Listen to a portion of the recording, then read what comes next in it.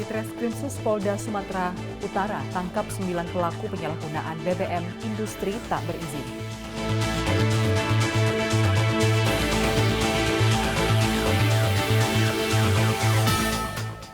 Kapolri salurkan 264,7 ton beras dan 1.500 sembako untuk warga di Provinsi Papua Tengah yang mengalami kekeringan.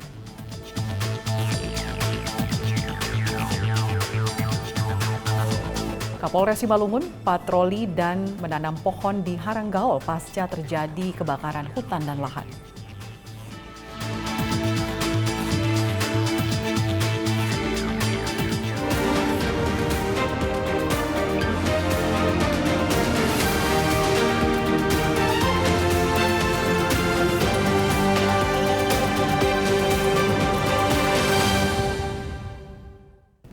Selamat petang pemirsa, Presisi Petang kembali hadir edisi Kamis 10 Agustus 2023. Selain 3 berita utama tadi, selama 1 jam ke depan, kami juga telah menyiapkan sejumlah informasi terkini lainnya. Saya Lydia Rotinsulu, inilah Presisi Petang selengkapnya.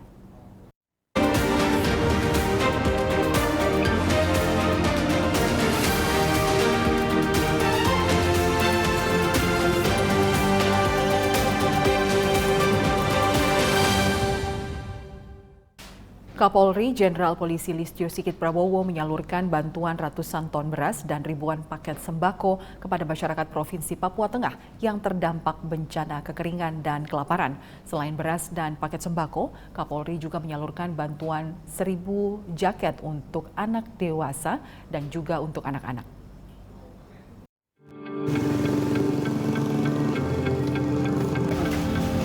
Kapolri Jenderal Polisi Listio Sigit Prabowo menyalurkan 264,7 ton beras dan 1.500 paket sembako untuk diberikan kepada masyarakat di Provinsi Papua Tengah yang terdampak bencana kekeringan serta kelaparan.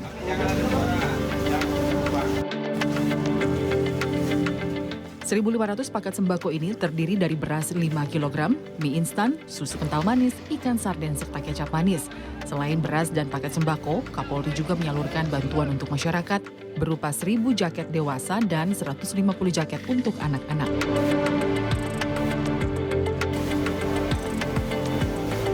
Kepala Divisi Humas Polri, Irjen Pol Sandi Nugroho mengungkapkan, penyaluran bantuan sosial ini dilakukan Polri bersinergi dengan TNI, BNPB, dan Pemda Kabupaten Puncak.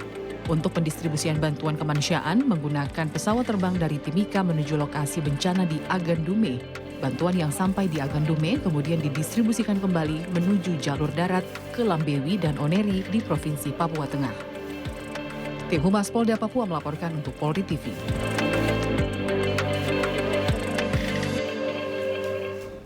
Terkait dengan bantuan dari Kapolri kepada masyarakat di Papua Tengah, saat ini kami sudah terhubung dengan Kabid Humas Polda Papua, Kombes Pol Ignatius Beni Adi Prabowo, untuk membahas lebih lanjut terkait bantuan dari Kapolri kepada warga di Provinsi Papua Tengah dengan bencana kekeringan dan kelaparan yang mereka alami.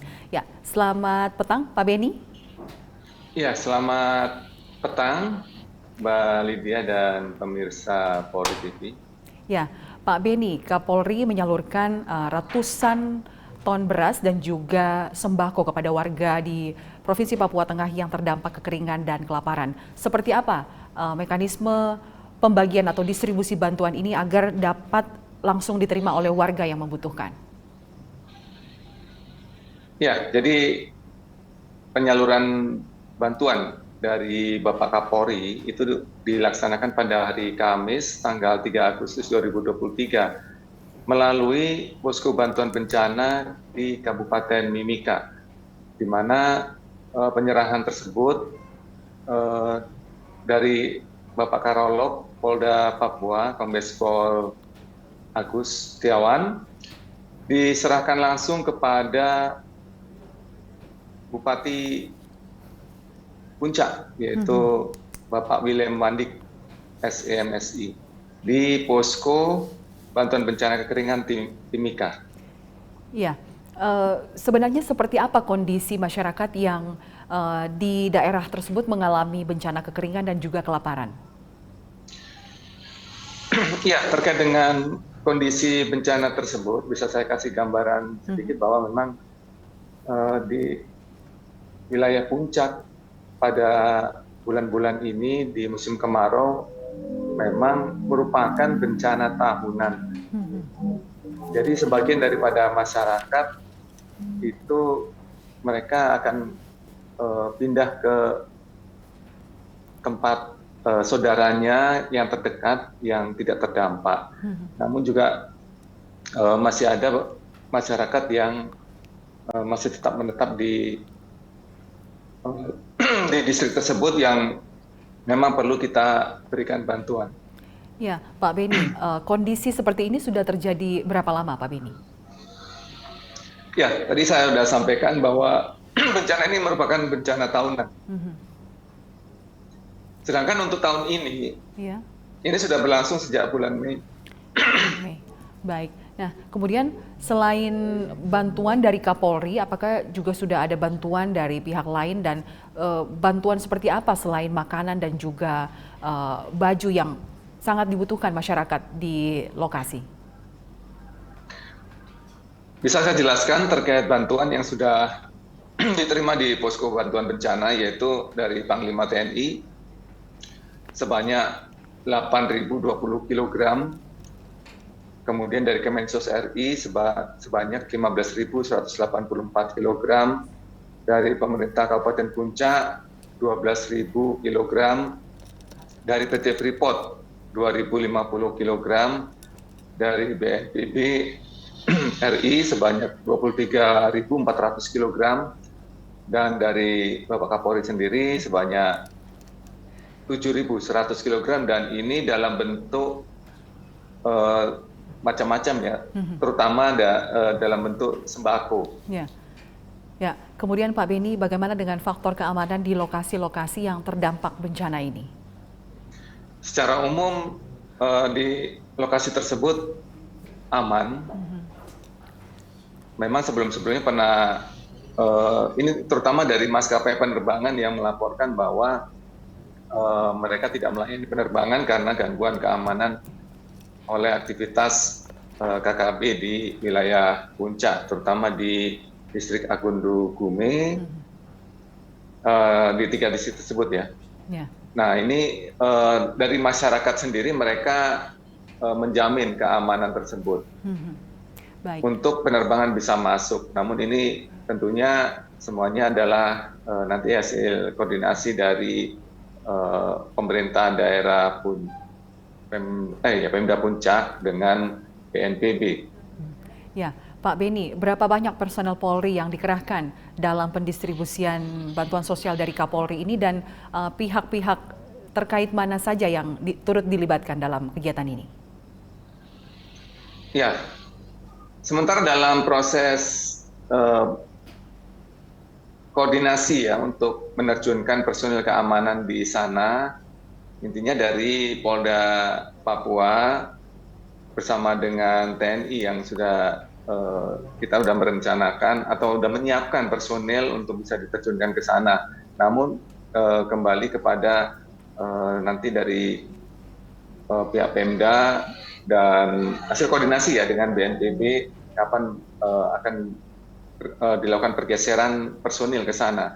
Intinya dari untuk saat ini adalah kecepatan pergeseran bantuan logistik ya ke lokasi ketiga distrik tersebut, itu yang diutamakan karena memang hanya bisa dilayani oleh pesawat jenis Karavan atau Pilatus yang daya muatnya itu satu kali flight atau satu penerbangan itu hanya 800 kg. Jadi diutamakan dulu untuk logistik ini bisa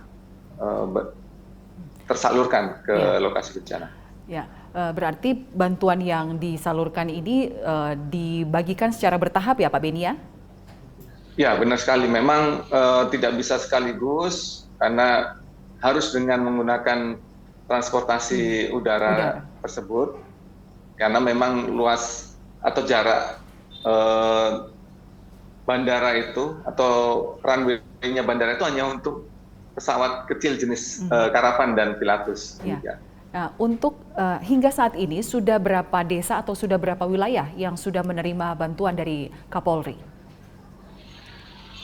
Ya, jadi mekanisme penyaluran bantuan itu oleh Pemda Puncak ya bersama dengan BNPB itu memang dalam proses mengantri di sana yang memberikan bantuan juga cukup banyak.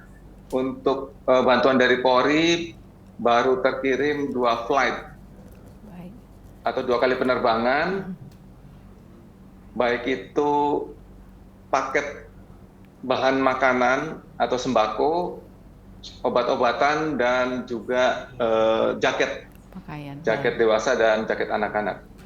Baik, berarti dari informasi yang tadi Pak Beni sampaikan, Polda Papua menjamin keamanan di lokasi tempat untuk menyalurkan bantuan agar untuk menjaga percepatan perpindahan bantuan itu agar lebih cepat sampai kepada warga yang membutuhkan ya Pak ya? Benar sekali, Mbak. Baik. Memang di sana memang belum ada pos dari Polri maupun dari TNI, sehingga ini sedang dalam pembahasan. Demikian. Baik, terima kasih Kabid Humas Polda Papua, Kombes Pol Ignatius Beni Adi Prabowo sudah berbagi dan berdialog bersama kami di Presisi Petang. Selamat sore, salam presisi. Salam presisi, selamat petang. Baik, pemirsa, kita beralih ke berita selanjutnya. Polres Tanjung Balai bersama Ditreskrimsus Polda Sumatera Utara menangkap 9 pelaku tindak pidana penyalahgunaan pengangkutan BBM industri tanpa izin di wilayah Tanjung Balai, Sumatera Utara. Selain menangkap para pelaku, polisi juga menyita 24 ton BBM jenis solar, 3 unit truk tangki, dan kapal yang membawa BBM industri tak berizin.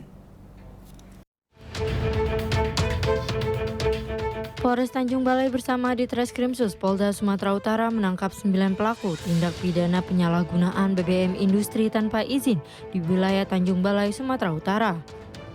Selain menangkap para pelaku, polisi juga mengamankan 3 unit truk tangki, kapal boat, dan kapal KM Palembang Indah 5 GT99 yang membawa BBM industri tak berizin. Dalam tindak pidana penyalahgunaan BBM industri tanpa izin ini, polisi juga mengamankan BBM jenis solar industri sebanyak 24 ton. Kabid Humas Polda Sumatera Utara Kombes Pol Hadi Wahyudi mengatakan, tindak pidana penyalahgunaan pengangkutan bahan bakar minyak tanpa izin ini dilakukan dalam kurun waktu 31 Juli hingga 6 Agustus di wilayah kota Tanjung Balai. Pengungkapan kasus perkara tindak pidana penyalahgunaan pengangkutan bahan bakar minyak tanpa izin ini akan didalami lebih lanjut oleh penyidik Ditreskrimsus Polda Sumatera Utara. Tim Humas Polda Sumatera Utara melaporkan untuk Polri TV. Pemirsa, tetaplah bersama kami, Presisi Petang segera kembali.